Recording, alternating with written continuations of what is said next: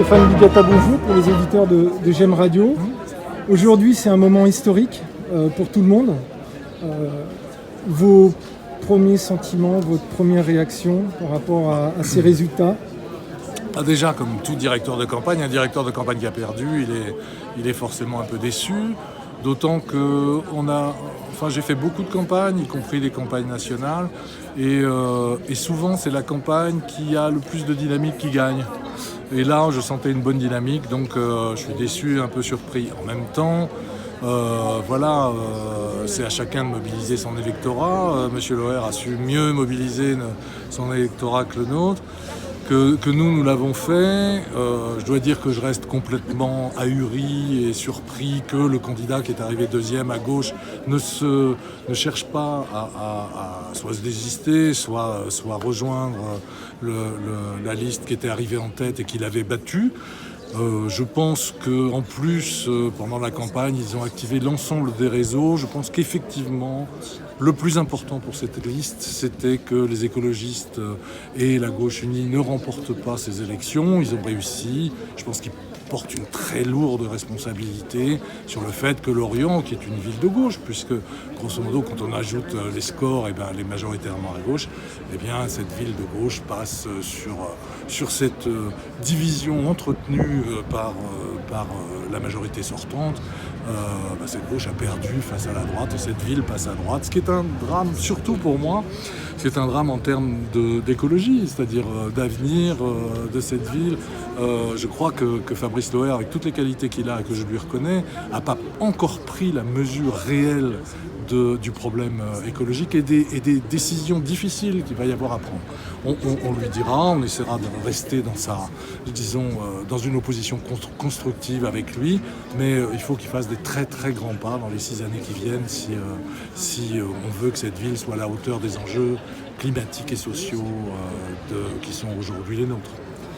Lorient, c'est une grande ville, mais c'est aussi son agglomération. Il y a un impact direct aussi. Là aussi, c'est une grosse déception. Écoutez, forcément, en même temps, je pense que la pire des situations, c'est la situation où vous avez une ville-centre qui n'est pas de la même couleur que l'agglomération.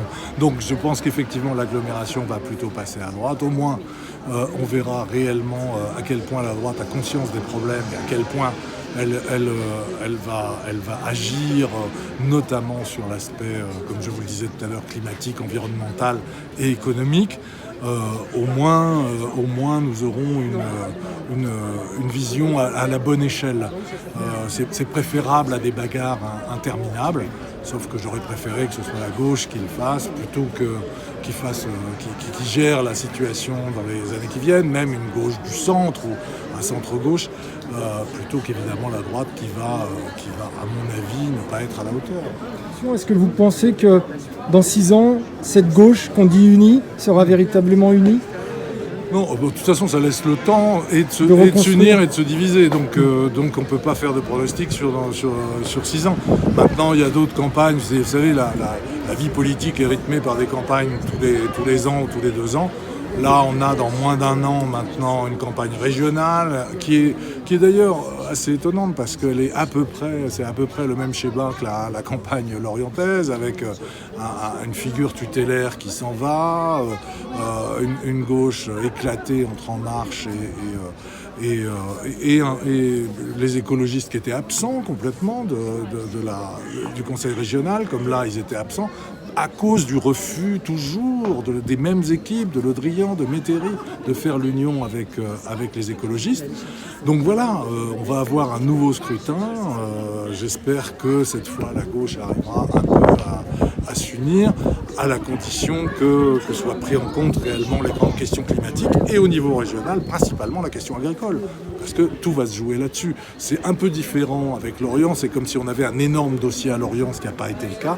Au niveau breton, le gros dossier, c'est l'agriculture.